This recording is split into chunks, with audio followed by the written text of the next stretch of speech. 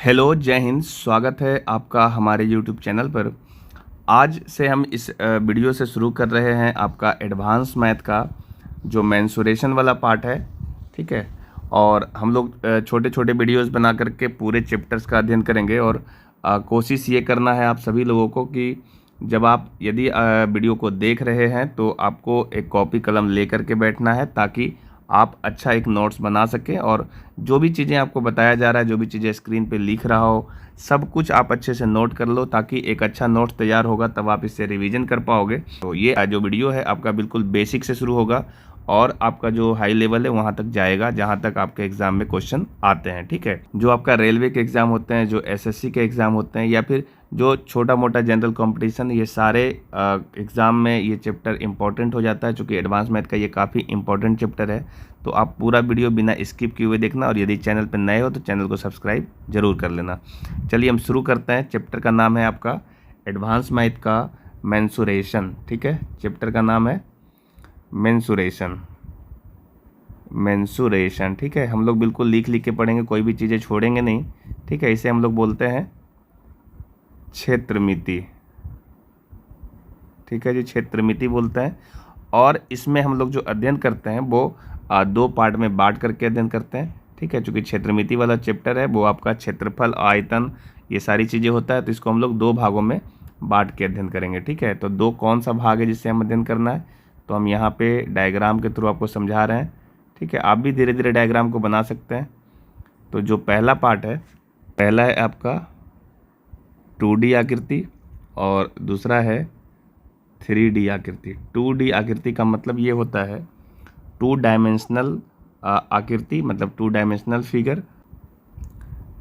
2D का मतलब होता है 2 डायमेंशनल आकृति, और जिसमें लंबाई और चौड़ाई आपको देखने को मिल सकता है ना। और 3 डायमेंशनल आकृति में लंबाई, चौड़ाई और ऊंचाई तीनों देखने को मिलेगा। ठीक है। तो सबसे पहले आप इसमें देखिए 2 डायमेंशनल आकृति कौन कौन होती है, उसके बारे में आपको जानना जरूरी है। ठीक है। तो 2 डायमेंशनल आकृति जो होती है, जो पहला है आपका 2 डायमेंशनल आकृति में, अच्छा इसके पहले हम लोग एक बात और समझ लें कि जो आपका 2 डायमेंशनल आकृति होगा, इसमें जो आपका सवाल पूछा जाएगा, ठीक है, इसमें जो सवाल पूछा जाएगा वो सिर्फ और सिर्फ आपसे क्षेत्रफल पूछा जाएगा और इसमें आपसे परिमाप पूछा जाएगा। ठीक है। क्षेत्रफल और परिमाप पूछा जाएगा। आयतन इसमें नहीं पूछा जाएगा, चूँकि इसका आयतन जो है वो 0 होगा, चूँकि इसमें ऊंचाई नहीं होता है। लेकिन जो आपका 3 डायमेंशनल आकृति है, इसमें आपका क्षेत्रफल पूछा जाएगा, सतह का क्षेत्रफल। ठीक है। और दूसरा इसमें आपको आयतन पूछा जाएगा। ठीक है। दो चीज़ें हो गया इसमें। क्षेत्रफल, किसका क्षेत्रफल होगा, तो सतह का क्षेत्रफल होगा। ठीक है। सतह का क्षेत्रफल और आयतन पूछा जाएगा। और 2 डायमेंशनल आकृति में सिर्फ क्षेत्रफल पूछा जाएगा और परिमाप पूछा जाएगा। ठीक है। अब 2 डायमेंशनल आकृति कौन कौन सी होती है, तो 2 डायमेंशनल आकृति में जो सबसे पहले होता है उसे हम बोलते हैं त्रिभुज। सबसे पहले हम लोग त्रिभुज का अध्ययन करेंगे, और बहुत इंपॉर्टेंट भी है त्रिभुज, है ना। त्रिभुज के बाद जो आपको अध्ययन करना है वो है आपका चतुर्भुज। चतुर्भुज। ठीक है। और इसके बाद हम लोग अध्ययन करेंगे बहुभुज का। बहुभुज मतलब 3 से ज़्यादा भुजा होगी। और इसके बाद हम लोग अध्ययन करेंगे वृत्त का। ठीक है। ये आपका 4 है जो 2 डायमेंशनल आकृति है। ठीक है। इसका चारों का हम अध्ययन करेंगे इस चैप्टर में। और त्रिभुज का, चतुर्भुज का, बहुभुज का या वृत्त का हम लोग क्षेत्रफल और परिमाप कैलकुलेट करने जा रहे हैं। ठीक है। और इन सब का थोड़ा इंग्लिश वाला जो नाम होता है वो भी आपको याद रखना चाहिए। ठीक है ना। चूँकि त्रिभुज को क्या बोलते हैं, तो ट्राइएंगल। त्रिभुज को बोलते हैं ट्राइंगल। चतुर्भुज को हम लोग क्वाड्रेटल बोलते हैं, है ना। बहुभुज को हम लोग पॉलीगॉन बोलते हैं, पॉलीगॉन। और वृत्त को हम लोग सर्कल बोलते हैं। थोड़ा थोड़ा आप इंग्लिश वाला भी बात समझते रहिए, क्योंकि कोई कोई सवाल अगर आपको हिंदी वाला नहीं आएगा समझ में, तो इंग्लिश में जाना पड़ेगा। तो थोड़ा बहुत आपको इंग्लिश वाला भी आइडिया होना चाहिए। ठीक है। तो हम लोग 2 डायमेंशनल में इसी 4 फिगर का अध्ययन करने जा रहे हैं, और उसमें क्या निकालेंगे, तो क्षेत्रफल निकालेंगे और परिमाप निकालेंगे। ठीक है। और जो आपका 3 डायमेंशनल फिगर है उसको हम लोग 2 भागों में बांट के पढ़ते हैं पुनः। ठीक है। ये 3 डायमेंशनल फिगर जो होता है उसको हम लोग 2 भागों में बांट के पढ़ेंगे, ठीक है।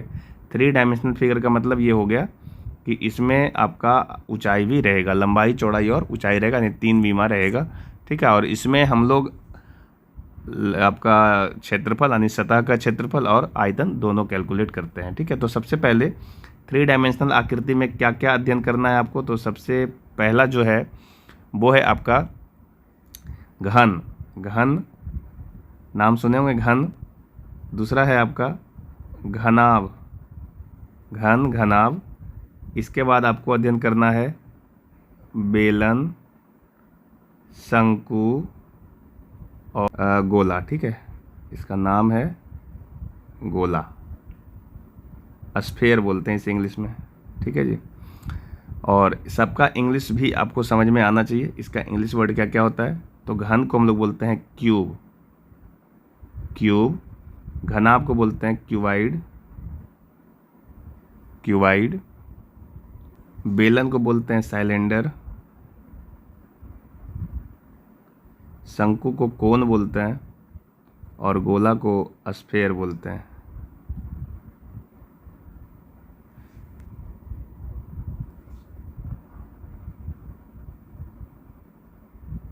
और गोला को स्फेयर बोलते हैं। तो ये है 5 चीज़ें जो हम लोग 3 डायमेंशन में पढ़ेंगे। और कुछ और 3 डायमेंशन वाला फिगर होता है, ये जो है एसएससी एग्ज़ाम के लिए काफ़ी महत्वपूर्ण होता है, तो इस पर आपको थोड़ा ज़्यादा फोकस बना के रखना पड़ेगा, है ना। तो 3-4 चीज़ें हैं, देखिए इसमें क्या क्या पढ़ना होता है। तो पहला है इसमें प्रिज्म, ठीक है। पहला आपका है प्रिज्म, प्रिज्म। दूसरा आपको पढ़ना होता है पिरामिड, पिरामिड, ठीक है। इसका हिंदी में वैसे पिरामिड बोलते हैं। और तीसरा जो आपको पढ़ना है वो है फ्रस्टम,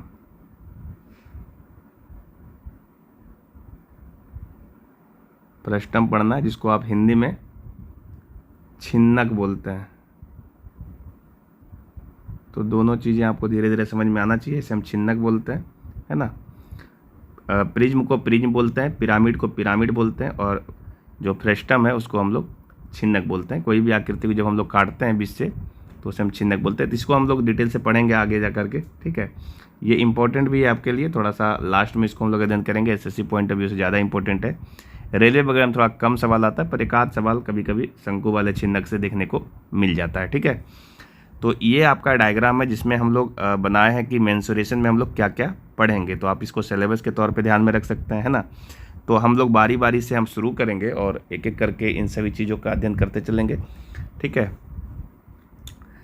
तो सबसे पहली बात, अब इसमें क्या अध्ययन करना है, शुरुआत कहाँ से करेंगे। तो शुरुआत हम लोग करने वाले हैं त्रिभुज से, ठीक है। ट्रायंगल से समझना होगा आपको कि ट्रायंगल क्या होता है, ट्रायंगल कितने प्रकार का होता है, ठीक है। तो ध्यान से आप पूरे वीडियो को देखेंगे। और बस एक बात आपको हम बार बार करें कि कॉपी को लेकर के बैठिए ना, कॉपी लेकर के बैठेंगे और कलम के साथ इसका इस्तेमाल करते चलेंगे तो आपको सारी बातें याद होता चलेगा, ठीक है। तो ऐसा नहीं कि बार बार वीडियो को देखना ज़रूरी है, आप बस एक बार आराम से अच्छे से देख लीजिए, बढ़िया सा नोट्स बना लीजिए, जब आपको दिक्कत रहे रिवीजन करिए, ये चैप्टर आपका हो जाएगा, है ना। तो चलते हैं आगे और शुरू करते हैं आप आज त्रिभुज। और इसका हम लोग आज थ्योरी समझ लेते हैं, और थ्योरी पे थोड़ा कमांड करिएगा, ठीक है ना। जितनी बातें आपको बताया जाएगा उतना से ही सवाल आता है, कुछ अगर नया चीज़ें भी आएगा तो आप उसको समझ पाएंगे, क्योंकि सवाल आएगा तो उसमें हम लोग सवाल कराएंगे भी, है ना। चलिए आगे बढ़ते हैं। तो नेक्स्ट जो है आपका, नेक्स्ट पढ़ना है आपको त्रिभुज, ठीक है जी। नेक्स्ट आपको क्या पढ़ना है, त्रिभुज। ट्रायंगल बोलते हैं इसको, ट्रायंगल, ठीक है। क्या होता है ट्रायंगल, ट्रायंगल क्या होता है। तो सिंपल सा बात, आप ट्रायंगल के बारे में जानते होंगे कि 3 भुजाओं से घिरी हुई कोई भी बंद आकृति त्रिभुज कहलाती है, ठीक है। क्या बोलते हैं, 3 भुजाओं से घिरी बंद आकृति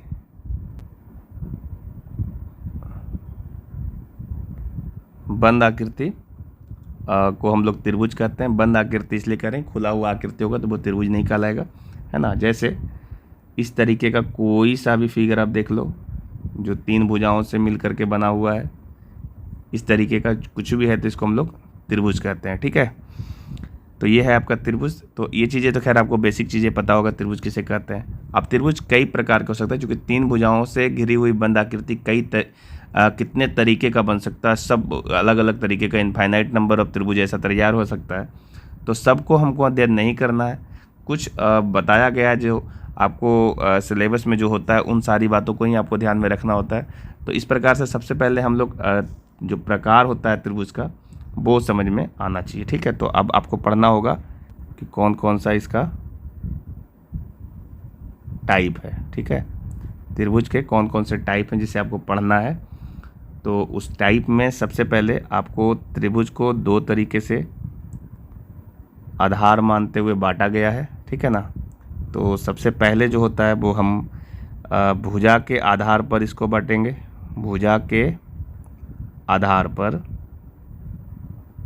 भुजा के आधार पर। और दूसरा जो बांटा गया है वो है आपका कोण के आधार पर, ठीक है, कोण के आधार पर। तो अभी जो हम लोग को पढ़ना है ना वो भुजा के आधार पर ही पढ़ना है, इसको ज़्यादा ध्यान देना है। कोण के आधार पर जो बंटवारा होगा ये आपको ज्योमेट्री में ज़्यादा यूज होगा, पर यहाँ पे थोड़ा बहुत आप नाम वाम जानेंगे तो आपका काम हो जाएगा, ठीक है। जहाँ जहाँ पे इंपॉर्टेंट होगा मार्क करते चलेंगे, आप उन सब बातों को ध्यान में रखिएगा, ठीक है। तो जो आपका भुजा के आधार पे होता है वो त्रिभुज 3 प्रकार का होता है। सबसे पहला है समबाहु त्रिभुज, समबाहु त्रिभुज। दूसरा आपको पढ़ना है समद्विबाहु त्रिभुज, समद्विबाहु त्रिभुज।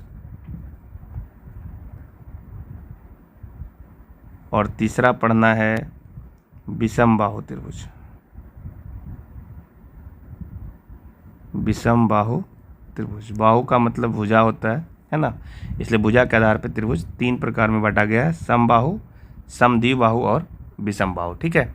देखिए अगर हम चाहते तो इसका आपको टेक्स्ट वर्जन दिखा सकते थे, पर हम जानबूझ के लिख के आपको बता रहे हैं, क्योंकि लिख के बताते रहने से आपके जो कंसंट्रेशन इसके साथ बना भी रहेगा और आपको याद होता चलेगा, ठीक है। तो आप भी अपने कॉपी में इसी तरीके से मेंशन करते चलिए, हाथों से लिखिए, लिखने से चीज़ें याद हो जाता है। और एक ही बार तो आपको पढ़ना है, एक बार पढ़ेंगे याद हो जाएगा, फिर अगली बार आप इसका यूज करके आप सवाल बनाइए, ठीक है।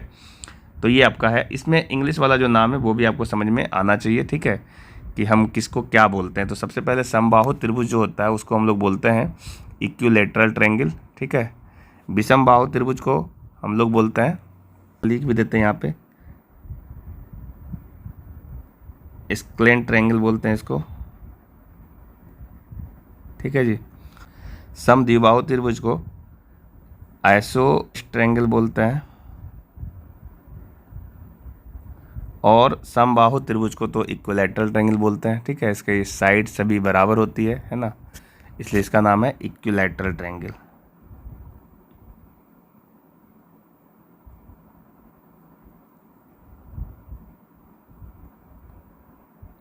ठीक है। इक्विलैटरल ट्रायंगल, ये तीनों आपका ट्रायंगल है, समबाहु त्रिभुज, समद्विबाहु त्रिभुज और विषमबाहु त्रिभुज, ठीक है। ये तीनों आपको अध्ययन करना है। और इधर जो है आपका कोण के आधार पे जो त्रिभुज है वो सबसे पहले आपको पढ़ना है न्यून कोण त्रिभुज, न्यून कोण त्रिभुज, ठीक है, न्यून कोण त्रिभुज, ठीक है। इसको हम लोग इंग्लिश बोलते हैं एक्यूट एंगल ट्रायंगल, क्या बोलते हैं, एक्यूट एंगल ट्रायंगल, ठीक है जी। दूसरा आपको पढ़ना है अधिक कोण त्रिभुज, अधिक कोण त्रिभुज, इसको इंग्लिश में बोलते हैं हम लोग obtuse angle, obtuse angle triangle, ठीक है। और लास्ट जो आपको पढ़ना है वो है आपका समकोण त्रिभुज, समकोण त्रिभुज। हम लोग पढ़ेंगे बारी बारी से कि कौन से त्रिभुज को क्या बोलते हैं, ठीक है। इसमें कोई घबराने वाली बात नहीं है। सबसे पहले हम इसका पूरा डायग्राम तैयार कर देते हैं कि कौन कौन सा त्रिभुज होता है जिसको पढ़ना है, ठीक है। समकोण त्रिभुज को हम लोग बोलते हैं राइट एंगल ट्रायंगल, ठीक है, राइट एंगल ट्रायंगल, ठीक है जी।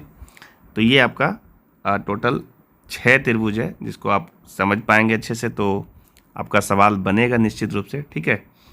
तो चलिए हम एक एक करके हम सब त्रिभुज को बताते हैं कि कौन कौन सा त्रिभुज होता है, ठीक है। तो हम सबसे पहले शुरू कौन सा करेंगे, समबाहु त्रिभुज का, ठीक है। सबसे पहले हम शुरू करने जा रहे हैं समबाहु त्रिभुज। कैसा त्रिभुज है ये, तो आप लिख सकते हैं कि वैसा त्रिभुज जिसकी तीनों भुजाओं की लंबाई आपस में बराबर होती है उसे हम समबाहु त्रिभुज कहते हैं, ठीक है। हम यहाँ पे लिख नहीं रहे हैं पर आपको बोल रहे हैं तो आप इसको नोट डाउन कर लीजिए, ठीक है। जैसे यहाँ पे हम एक फिगर ड्रॉ कर दे रहे हैं, समबाहु त्रिभुज मतलब वैसी त्रिभुज जिसकी तीनों भुजाओं की लंबाई बराबर होती है, ठीक है। तो यहाँ पे देखिए एक त्रिभुज बना है जिसका नाम है ABC, यानी त्रिभुज ABC, त्रिभुज ABC या एक समबाहु त्रिभुज होगा। कब होगा, तो जो आपका त्रिभुज ABC आपने बनाया है ABC, ये आपका समबाहु कब कहलाएगा, जब इसकी तीनों भुजाएं बराबर होगी। दैट मीन्स ये कि जो आपका भुजा है AB वो आपका बराबर होगा BC के और वो बराबर होगा आपका CA के, तब ये त्रिभुज आपका इक्विलैटरल ट्रायंगल कहलाएगा। मतलब ये तीनों भुजाएं जो है आपस में बराबर लंबाई की होगी, ठीक है। तो ये आपका इक्विलैटरल ट्रायंगल कहलाएगा। और इससे रिलेटेड जो है ना बहुत सारा फॉर्मूला है, जैसे समबाहु त्रिभुज का क्षेत्रफल क्या होता है, ठीक है, समबाहु त्रिभुज का परिमाप क्या होता है, ये सारी चीज़ें आपको समझ में आना चाहिए, ठीक है। तो अब बहुत बेसिक सा बात है, इसको आप याद रखिएगा जिससे आपका सवाल बनेगा, ठीक है। पहला है समबाहु त्रिभुज का क्षेत्रफल। क्या याद रखना है कि समबाहु त्रिभुज का क्षेत्रफल क्या होता है। क्षेत्रफल को हम लोग एरिया बोलते हैं, एरिया, ठीक है। तो इसको आप याद रखिएगा, √3/4 इंटू भुजा स्क्वायर, ठीक है। ये आपको याद रखना होगा, ठीक है, कि समबाहु त्रिभुज का क्षेत्रफल ये होता है। और साथ में कुछ कुछ और बातें हैं जिसको याद रखना है, जैसे इसका परिमाप क्या होता है। परिमाप, तो किसी भी फिगर का परिमाप अगर निकालते हैं तो परिमाप का मतलब होता है बाहरी घेरा की लंबाई। तो हम यहाँ पे अगर त्रिभुज को देखें तो बाहरी घेरा में कौन है, तो तीनों भुजा है ना। अगर तीनों भुजा की लंबाई को हम स्मॉल a से सूचित कर दें, सभी भुजाएं इसमें तो बराबर है ना, तो स्मॉल a कर देते हैं, तो क्या हो जाएगा a+a+a यानी 3a हो जाएगा, जिसको आप कह सकते हैं 3 गुने 1 भुजा, ठीक है। 3 गुने 1 भुजा। क्यों ऐसा होगा, क्योंकि सभी भुजा की लंबाई बराबर है तो हम a+a+a बोल सकते हैं ना, इसीलिए इसको हम लोग 3 गुने a बोल रहे हैं, ठीक है। तो परिमाप इसका ये होगा और क्षेत्रफल इसका √3/4 इंटू भुजा स्क्वायर होगा। तो आप इसको, अब इसके बाद कुछ और चीज़ें जो आपको ध्यान में रखना होगा, चूँकि ये काफ़ी इम्पोर्टेंट है, ठीक है। हम इसको VBI बोलेंगे। दो यहाँ पे इस बॉक्स में हम लिख दे रहे हैं, इसको आप एकदम ध्यानपूर्वक याद रखिएगा, है ना, चूँकि इससे बहुत सा सवाल SSC वगैरह में आता है, ठीक है। 2 त्रिज्याएँ होती है, ठीक है। एक को हम लोग बोलते हैं परिवृत्त त्रिज्या, परिवृत्त त्रिज्या, इसको हम लोग कैपिटल R द्वारा सूचित कर रहे हैं, ठीक है। परिवृत्त का मतलब होता है, परि मतलब बाहर से, ठीक है। तो अभी हम समझाते हैं परिवृत्त क्या होता है ना। और एक होता है अंतःवृत्त त्रिज्या, अंतःवृत्त त्रिज्या, इसको हम लोग स्मॉल r द्वारा सूचित करेंगे, ठीक है। परिवृत्त त्रिज्या और अंतःवृत्त त्रिज्या, ये 2 त्रिज्याएं होती है।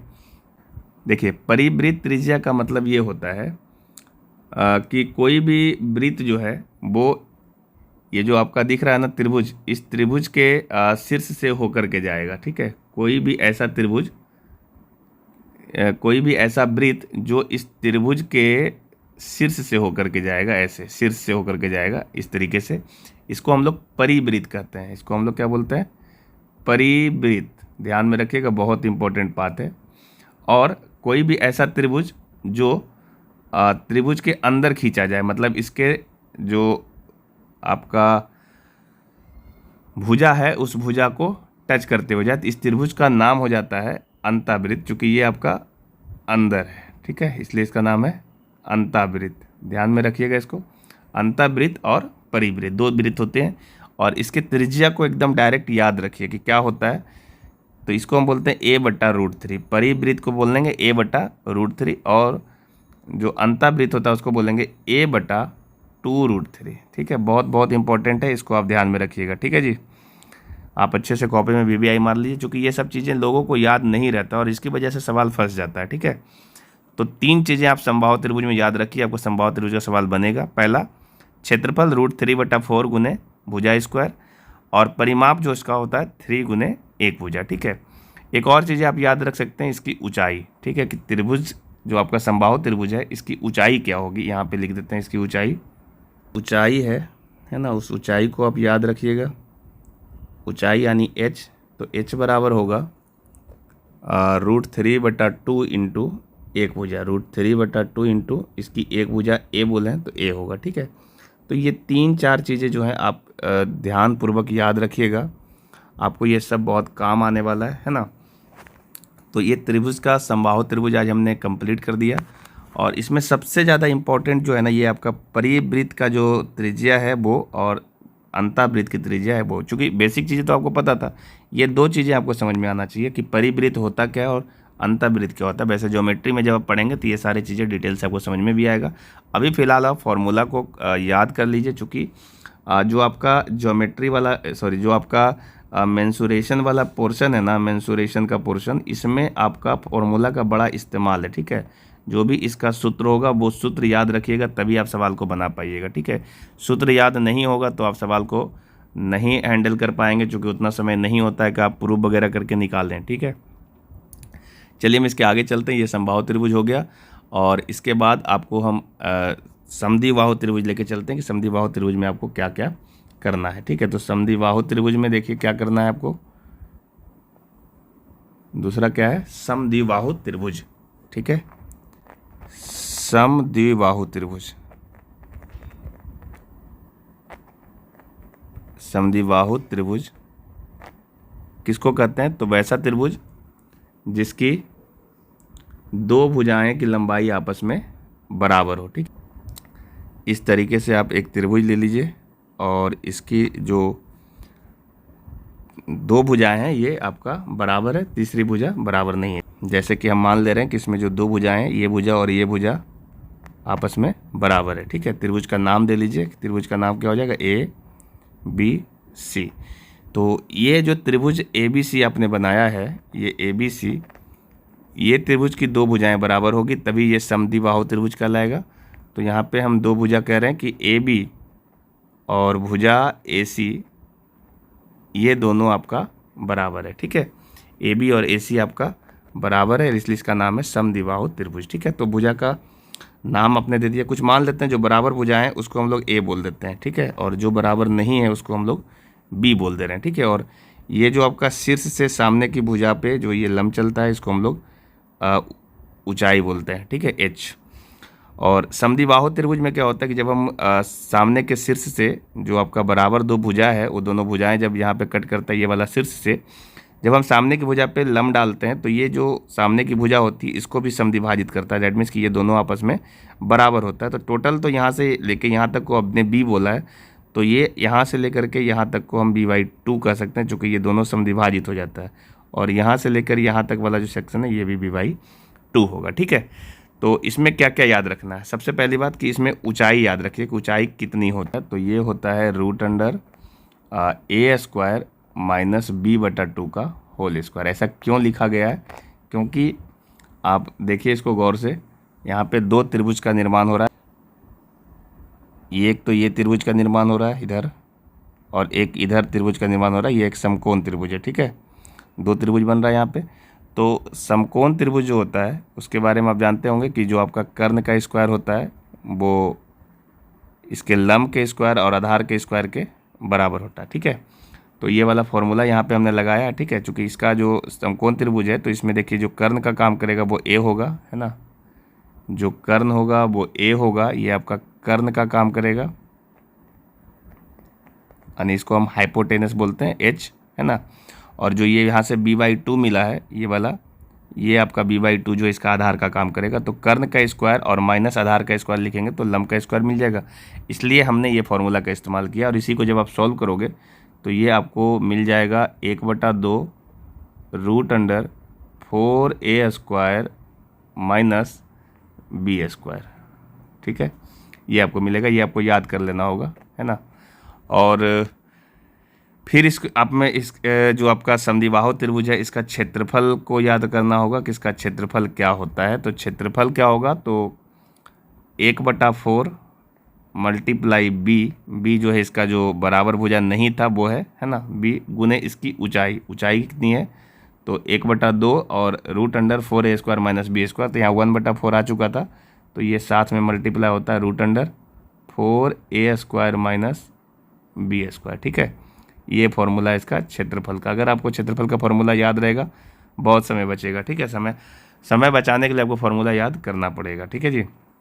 और वैसे बेसिकली ये जो फॉर्मूला आया वो नॉर्मल जो क्षेत्रफल का फॉर्मूला होता है ना, 1/2 गुने आधार गुने ऊंचाई, उसी से आया हुआ, ठीक है। चूँकि ऊंचाई आपने निकाल लिया था और आधार इसका b था, है ना। तो 1/2 तो था ही और 1/2 इसके ऊंचाई से आया तो ये 1/4 बन गया, ठीक है।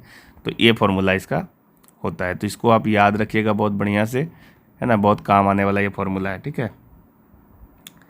तो समबाहु त्रिभुज, अच्छा एक परिमाप वाला बात होता है कि परिमाप क्या होगा। तो परिमाप के बारे में आपको बता दिया गया है कि परिमाप क्या होता है। तो परिमाप मतलब बाहर की माप। तो सभी भुजाओं को जोड़ देंगे तो एक भुजा ए है, दूसरी भुजा ए है, तीसरी भुजा बी है। तो इसको जोड़ेंगे तो क्या मिल जाएगा 2a और प्लस b, ठीक है। तो परिमाप का कोई खास फॉर्मूला याद कोई नहीं करता, है ना। तो आपको भी याद नहीं करना, सिर्फ ये ध्यान रखना कि परिमाप होता क्या है। तो परिमाप होता है सभी भुजाओं का योग, ठीक है। तो ये दो चीज़ें हो गया। पहले हमने समबाहु त्रिभुज पढ़ लिया, उसके बाद समद्विबाहु त्रिभुज पढ़ लिया। फॉर्मूला एकदम याद रखिएगा, क्योंकि जब हम सवाल कराना शुरू करेंगे तो फॉर्मूला का बड़ा खेल होगा, वो आपको याद रहेगा, तभी आप सवाल जल्दी जल्दी बना पाएंगे, ठीक है। इसके बाद आपको जो पढ़ना है वो है विषम बाहु त्रिभुज, ठीक है। विषम बाहु त्रिभुज किसको कहते हैं, तो वैसा त्रिभुज जिसकी सभी भुजाएं की लंबाई बराबर नहीं होती है, ठीक है। तो चलिए आगे ले चलते हैं। देखिए इसमें विषम बाहु त्रिभुज पढ़ना है आगे। नेक्स्ट है आपका विषम बाहु त्रिभुज, ठीक है। विषम बाहु त्रिभुज, विषम बाहु त्रिभुज किसको कहते हैं, तो कोई भी ऐसा त्रिभुज जिसकी तीनों भुजा की लंबाई बराबर नहीं होती है, ठीक है। जैसे यहाँ पे एक त्रिभुज हमने बनाया है और इस त्रिभुज की तीनों भुजा की लंबाई आपस में बराबर नहीं है। जैसे हम नाम दे रहे हैं ए, बी और सी, तो यहाँ पे ए बी जो है बी सी के बराबर नहीं है और बराबर सी ए का भी नहीं है, मतलब तीनों आपस में बराबर नहीं है। तो ऐसे त्रिभुज का जो हम लोग क्षेत्रफल निकालना चाहते हैं तो हम लोगों को एक छोटा सा फॉर्मूला है वो याद रखना पड़ेगा, और फॉर्मूला याद रख करके हम इसको आसानी से सॉल्व कर सकते हैं। पहचानना सिंपल है कि वो त्रिभुज जिसकी तीनों भुजाओं की लंबाई बराबर नहीं है विषम बाहु त्रिभुज कहलाता है। और इसका जो क्षेत्रफल होता है उस क्षेत्रफल के लिए आपको एक छोटा सा फॉर्मूला बताया जा रहा है, उसको आप याद रखिएगा। क्षेत्रफल का जो फॉर्मूला है वो क्या कहता है, root under s into s minus a into s minus b into s minus c, ठीक है। ये आपको याद रखना है। अच्छा ए बी सी क्या है, तो ए बी सी इसकी भुजा है।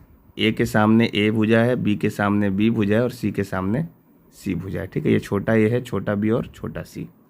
तो ये आपका भुजा की लंबाई है, इसमें कोई बहुत बड़ा कन्फ्यूज़न नहीं है, ठीक है। ए बी सी क्या है जी, तो ए बी सी इसका भुजा की लंबाई है ना, भुजा की लंबाई है जो कि तीनों आपस में बराबर नहीं है, ठीक है। एस क्या है, एस, तो एस बराबर बोलते हैं हम लोग ए प्लस बी प्लस सी और बटा 2, ठीक है। ए प्लस बी प्लस सी बटा 2, ये आपका जो होता है एस कहलाता है। और इसको आप एस को अर्ध परिमाप कर सकते हैं, अर्ध परिमाप, ठीक है। अर्ध परिमाप मतलब आधा परिमाप, पूरा परिमाप होता तो तीनों भुजाओं का योग होता, आधा कह रहे हैं तो इसको हम लोग अर्ध परिमाप करते हैं। तो इस तरीके से आप फॉर्मूला का इस्तेमाल करके और विषम बाहु त्रिभुज का क्षेत्रफल आसानी से ज्ञात कर सकते हैं, ठीक है। और जो मोस्ट इम्पॉर्टेंट बात है वो हम फिर से बॉक्स में लिख दे रहे हैं, 2 वृत्त की त्रिज्या होती है, ठीक है। क्या आपका इम्पोर्टेंट है, तो 2 चीज़ें जो हमने पहले पढ़ा था। सबसे पहला बात परिवृत्त की त्रिज्या और अंतःवृत्त की त्रिज्या, ठीक है। परिवृत्त की त्रिज्या को हम कैपिटल आर से बोलते हैं, ये आपका परिवृत्त हो गया, और अंतःवृत्त के लिए स्मॉल आर, ठीक है। ये अंतःवृत्त के लिए है, अंतःवृत्त, ठीक है। ये परिवृत्त और ये अंतःवृत्त। परिवृत्त का मतलब जो बाहर से हम वृत्त खींच सकते हैं, और अंतःवृत्त मतलब जो हम लोग अंदर से खींच सकते हैं, ठीक है। और इसमें आपको क्या करना है कि एकदम याद रख लेना है बढ़िया से, चूँकि बहुत अच्छा सवाल इस पर आएगा, है ना। तो परिवृत्त की त्रिज्या जो होती है कैपिटल आर, उसको हम लोग बोलेंगे ए बी सी, यानी ए गुने बी गुने सी बटा 4 इंटू ए, ठीक है। और यहाँ से बोलेंगे हम लोग आपका जो है अंतःवृत्त की त्रिज्या, उसको हम लोग बोलेंगे स्मॉल आर बराबर एरिया यानी ए बटा एस, ठीक है। एरिया और बटा एस, एरिया किसका होगा तो इस त्रिभुज का एरिया होगा, है ना। ये आपका एरिया है, एरिया। और एस क्या है तो एस के बारे में यहाँ पे हमने बताया अर्धवृत्त है, ए प्लस बी प्लस सी, ठीक है। और यहाँ पे भी जो हमने ए इस्तेमाल किया ये आपका एरिया है, ठीक है। तो ये जो अभी आपको बताया गया पूरी चीज़ें, इसको आप ध्यानपूर्वक एकदम याद रख लेना। एस क्या था यहाँ पे, तो ये आपका अर्ध परिमाप था, ठीक है। ये एस क्या था, अर्ध परिमाप था। और यहाँ पे ए क्या है, तो ए आपका क्षेत्रफल को डिनोट करता है, यानी किसका क्षेत्रफल, तो त्रिभुज का क्षेत्रफल, ठीक है जी। और एक बात और आप ध्यान में रखिएगा, चूंकि हम विषम बाहु त्रिभुज के लिए जो भी फॉर्मूला पढ़े हैं वो सारे त्रिभुज पे लागू होंगे, ठीक है। जैसे अगर कोई भी त्रिभुज का आप क्षेत्रफल निकाल दो और इसी फॉर्मूले से निकाल दो तो कोई दिक्कत नहीं है, आंसर इससे भी आ जाएगा, है ना। सिर्फ आपको ये पता होना चाहिए त्रिभुज की तीनों भुजाएं मालूम होनी चाहिए, तब जा करके ये फॉर्मूला लग जाएगा। और इसका जो हम लोग परिवृत्त और अंतःवृत्त निकाल रहे हैं, जो इसका त्रिज्या है, यानी परिवृत्त त्रिज्या और अंतःवृत्त त्रिज्या जो कैलकुलेट कर रहे हैं, वो जो हमने फॉर्मूला लिखा है कि अगर आपको परिवृत्त की त्रिज्या निकालनी है तो तीनों भुजाओं को गुना कर देंगे। ये ABC क्या है, तो ये तीनों भुजाओं का गुणनफल है, ठीक है। तीनों भुजाओं का ये आपका गुणनफल है ना। और जो यहाँ पे 4A है तो 4 मल्टीप्लाई ए जो आपका क्षेत्रफल है, ठीक है। तो इस तरीके से आप परिवृत्त की त्रिज्या निकाल सकते हो किसी भी त्रिभुज का, ठीक है। यहाँ पे आप ध्यान रखिएगा, किसी भी त्रिभुज का निकाल सकते हो। और विषम बाहु त्रिभुज में तो आपको यही लगाना पड़ेगा। और इसी फॉर्मूले से हम लोग जो अभी इसके पहले समबाहु त्रिभुज का परिवृत्त की त्रिज्या निकाले, तो इसी फॉर्मूले का इस्तेमाल करने के बाद वो सारी चीज़ें आया हुआ है, ठीक है। और जो आपका अंतःवृत्त का त्रिज्या ये आपका ए बटा एस है। ए को हम तो त्रिभुज का क्षेत्रफल बोलते हैं, किसी भी त्रिभुज में इसको अप्लाई कर सकते हैं। और एस इसका अर्ध परिमाप है, ठीक है। अर्ध परिमाप का मतलब तीनों भुजाओं का योग और बटा 2 है। तो आप इस तरीके से इसको यूज करके और आगे बढ़ सकते हो, ठीक है। ध्यान रहे विषम बाहु त्रिभुज में जितने भी फॉर्मूले का हमने इस्तेमाल किया, ये आप सभी में जितने भी त्रिभुज है सब में लागू कर सकते हो, यदि आपको इन सारा चीज़ों का डाटा आप मालूम है तो। और इसी का यूज करके हम लोग कैटेगराइज किए हुए हैं। जैसे हमने यहाँ पे पढ़ा है, देखो यहाँ पे हमने पढ़ा था समबाहु त्रिभुज, और इसके लिए जो हमने ये फॉर्मूला पढ़ा था परिवृत्त की त्रिज्या और अंतःवृत्त की त्रिज्या, तो ये जो है उसी फॉर्मूले का यूज करके आया हुआ है, ठीक है। तो डायरेक्ट याद होगा तो आपका समय बचेगा, इसलिए हमने इसको डायरेक्ट आपको बता दिया है, ठीक है। और इसके बाद आपका समकोण त्रिभुज है, जिसके बारे में थोड़ा सा आपको जानना चाहिए, क्योंकि समकोण त्रिभुज से बहुत सा सवाल देखने को आपका मिल जाता है, ठीक है। समकोण त्रिभुज, तो नेक्स्ट आपको पढ़ना है समकोण त्रिभुज, ठीक है। समकोण त्रिभुज किसको कहते हैं, तो लिख लीजिए वैसा त्रिभुज जिसकी कोई भी एक कोण 90 डिग्री का होगा तो उसको हम समकोण त्रिभुज कह सकते हैं। तो कुछ इस प्रकार से आप एक त्रिभुज ड्रॉ कर लीजिए, है ना। ये त्रिभुज देखिए, तो इस त्रिभुज में देखिए इसका जो एक कोण है, ये कोण 90 डिग्री का है ना। इसका जो ये वाला कोण है ये 90 डिग्री का है ना। इसको हम नाम दे देते हैं त्रिभुज ए, बी और सी। तो ये त्रिभुज जो है त्रिभुज ABC एक समकोण त्रिभुज कहलाएगा, क्योंकि इसका एक कोण यानी कोण बी जो है इसका 90 डिग्री है, और इसलिए हम इसको समकोण त्रिभुज कह सकते हैं। ठीक है, समकोण त्रिभुज में जो 90 डिग्री का सामने वाला जो ये भुजा दिख रहा है ना, ये भुजा सामने वाला, इसको हम लोग कर्ण कहते हैं, ध्यान में रखिएगा। कर्ण बोलते हैं, इंग्लिश में हाइपोटेनस बोलते हैं, और इसको हम लोग H द्वारा सूचित करते हैं। ठीक है, और बाकी जो दो भुजाएं बच गया, एक को ऊंचाई कहते हैं यानी ये H है, और दूसरे को हम बेस कहते हैं जिसको आधार बोल रहे हैं। ठीक है, तो इसके क्षेत्रफल के लिए बहुत सिंपल सा फॉर्मूला है, इसको यूज करिए। 1/2 मल्टीप्लाई आधार इंटू ऊंचाई। ठीक है, और ऐसा नहीं कि सिर्फ इसको हम समकोण त्रिभुज में इस्तेमाल कर सकते हैं, सारे त्रिभुज में इस्तेमाल कर सकते हैं अगर उस त्रिभुज में ऊंचाई और आधार आपको मालूम है तब। ठीक है, तो शॉर्ट में इसको हम ऐसे बोल सकते हैं 1/2 इंटू बी इंटू एच। ठीक है, तो आप इसको शॉर्ट में इस तरीके से याद कर सकते हो। ठीक है ना।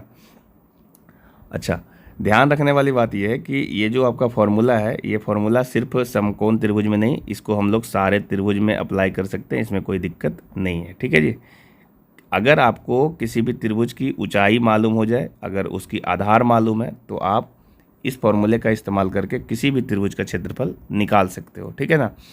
और साथ में आपको क्या याद रखना है वो देखिए, परिमाप तो बहुत सिंपल है, तीनों भुजाओं का योग कर लीजिए, परिमाप आपका निकल जाएगा, है ना।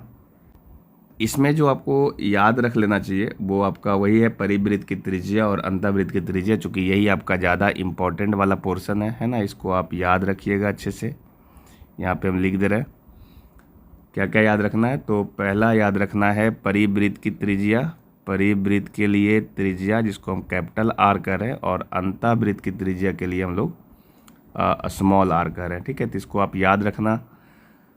ठीक है, वैसे आपको जो हमने अभी विषमबाहु त्रिभुज बताया उसको भी यूज करोगे तो उससे भी आ जाएगा, पर उसी का यूज करके आपको बताया जा रहा है। इसको कैलकुलेट करके आप अगर याद रख लोगे तो आपका आसान हो जाएगा सॉल्व करना। तो ये है आपका C/2। ठीक है, C/2। ठीक है, इसमें C कौन है, यहाँ पे जो C है आपका वो है आपका वास्तव में कर्ण, यानी कर्ण/2 कह सकते हो, कर्ण/2। ठीक है, या फिर इसको आप H/2 भी कह सकते हो। ठीक है ना, तो कहीं कहीं पे आपको C/2 मिल जाएगा, पर फिगर पे ध्यान रखना C कौन है तो कर्ण है। ठीक है ना, ये आपका परिवृत्त त्रिज्या का फॉर्मूला। क्या याद रखना है, कर्ण/2 सबसे सिंपल है, ये याद रखिए, कर्ण/2। ये आपका परिवृत्त त्रिज्या, और अंतःवृत्त त्रिज्या के लिए आप इस्तेमाल करेंगे, है ना, A+B - C/2। क्या यूज करना है, A+B - C/2। इसका मतलब ये हुआ कि इसकी दो भुजाएं जोड़ लीजिए, जैसे इसका जो परपेंडिकुलर है और जो इसका बेस है इसको आप जोड़ लीजिए, और इसमें हाइपोटेनस को घटा लीजिएगा और इसको 2 से भागा दे देंगे। ठीक है, तो ये इसका अंतःवृत्त की त्रिज्या निकल के आ जाएगा। याद रखोगे फॉर्मूला तो थोड़ा सा कैलकुलेशन में बजा आएगा, आपको समय बचेगा, तो आप बहुत सा सवाल सॉल्व कर पाओगे। और याद नहीं रहेगा तो फिर हम विषमबाहु त्रिभुज में आपको बताए ही हैं, उस फॉर्मूले को याद रखिए। ठीक है, चूँकि ये सारा फॉर्मूला आया कहाँ से होगा, तो वही पुराना फॉर्मूला से जो आपको हमने बताया। देखिए यहाँ पे देखिए आपको हमने विषमबाहु त्रिभुज में बताया था, तो उसी फॉर्मूले का यूज करके यहाँ पे आया होगा। देखिए क्या बताया था कि परिवृत्त जो होता है वो तीनों भुजाओं का गुणनफल बटा 4 गुने क्षेत्रफल होता है, और अंतःवृत्त जो होता है वो क्षेत्रफल बटा अर्ध परिमाप होता है, यानी S होता है। तो इसका ही यूज किया हुआ होगा, और इसी का यूज करने के बाद कैलकुलेट करने के बाद ये चीज़ें आपको देखने को मिल रहा है। ठीक है, तो इसको आप याद कर लीजिए। तो आज हमने क्या क्या पढ़ लिया है वो सारी चीज़ें आप अच्छे से कॉपी में नोट करके रिमाइंड करिएगा, तो आपको बनाने में सवाल मज़ा आ जाएगा। ठीक है, आज हम लोग सिर्फ थ्योरी पढ़े हुए हैं ना, और हम जब नेक्स्ट वीडियो लेकर के आएंगे तो उसमें इन्हीं सारी थ्योरी से रिलेटेड कुछ क्वेश्चन को कराएंगे, है ना। बहुत आराम से क्वेश्चन को कराना है, कोई हड़बड़ी नहीं है, पर हम आपसे एक रिक्वेस्ट जरूर करेंगे कि आप कॉपी को रिवीजन जरूर करना। ठीक है, क्योंकि रिवीजन करके आओगे, कॉपी साथ में रखोगे तो सवाल बनाना आसान होगा। एडवांस मैथ हार्ड होता नहीं है, स्टूडेंट खुद इसको हार्ड बनाया है, ठीक है ना। चूँकि एक तो टीचर्स बार बार कहते हैं कि एडवांस मैथ है, बहुत हार्ड होता है, तो इसकी वजह से भी होता है, चूँकि बार बार एडवांस मैथ कहने से आपके दिमाग में बैठ गया कि ये क्वेश्चन तो वैसे भी हार्ड है। अगर हम प्रैक्टिस करेंगे, थ्योरी को रिवाइज करेंगे, याद रखेंगे, तो सवाल बनता ही बनता है। और बहुत सारे लोग बनाते तो हैं ना, 10% स्टूडेंट इसको बनाते, तो आप भी बना सकते हैं, ठीक है। कोशिश मेरा यही होगा कि कुछ क्वेश्चंस इससे रिलेटेड कराया जाए और साथ में कुछ होमवर्क भी दिया जाए। तो जब इसका अगला वीडियो आएगा तो उसमें हम लोग क्वेश्चन कराएंगे और साथ में उस आपको होमवर्क भी मिलेगा, तो वो चीज़ें आप प्रैक्टिस करके आएंगे। अगले क्लास में हम लोग कुछ और नया चीज़ें पढ़ेंगे। तो आज हम यहीं रहने देते हैं और नेक्स्ट वीडियो का आपका जल्दी मिल जाएगा। अगर आप चैनल पर नए आए हो तो चैनल को ज़रूर सब्सक्राइब करना, वीडियो को शेयर करना, ताकि और बच्चे इससे जुड़ सके और उनको भी थोड़ा लाभ मिल सके। अपना कोशिश यही है, थोड़ा जो वीक स्टूडेंट है उस पर ज़्यादा केयर किया जाए, उस पर ज़्यादा ध्यान दिया जाए। तो हम कमज़ोर बच्चे को ज़्यादा फोकस करते हैं। तेज़ बच्चे तो खुद भी पढ़ लेते हैं, तो उतना उनको सब पढ़ाने की ज़्यादा ज़रूरत नहीं होती है, ठीक है। तो आप लोग ध्यान से देखिएगा। अच्छा, वीडियो को जब भी आप देखते हैं तो स्किप मत करिए कोई भी चीज़ों को। कुछ चीज़ें जो बोला जा रहा है उसको सुनना ज़रूरी है, और चीज़ें सुनेंगे और अपने कॉपी में नोट डाउन भी कर लेंगे तो वो चीज़ें आपका हो जाएगा, ठीक है ना। चलिए, आज के लिए इतना ही। हम मिलते हैं नेक्स्ट वीडियो में, तब तक के लिए जय हिंद।